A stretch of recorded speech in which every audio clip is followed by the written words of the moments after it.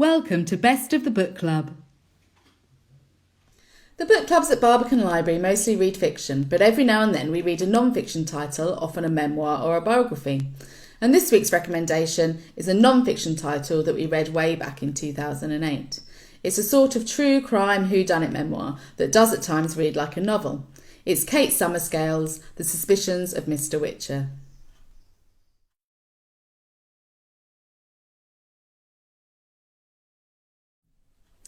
The book is a study of the famous Road Hill House murder, a true crime committed in 1860.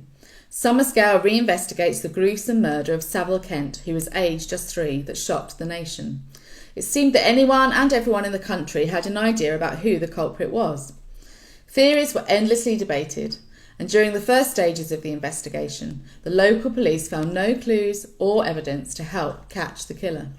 A detective was brought in from Scotland Yard, Mr. Jack Whicher. Plainclothes detectives were still rare at this time, and the general public regarded them with suspicion. Much of the disquiet around the case focused upon the way Whicher investigated the family. Respectable people were horrified that the Kents' middle-class family life was being investigated by the working-class detective, whose methods and findings were reported in the press. The book club enjoyed this book, and we were especially fascinated by the fact that this murder case inspired the boom in detective fiction, from the Moonstone right through to Inspector Morse. At the time of the investigation, the interest of the general public was so great that the author Wilkie Collins described it as detective fever. Collins was in fact so inspired by the case that the plot of The Moonstone, which is considered to be the first detective novel, borrows facts and events from the Road Hill murder case.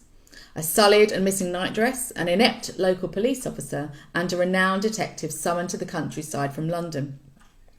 We agreed that the author had done a magnificent job in researching and accumulating lots of newly unearthed material, including photos of Whicher, and she takes a fresh look at the intriguing case and offers a new perspective. Summerscale teases out all the strands, making it an involving read, and another strength is her vivid account of the period.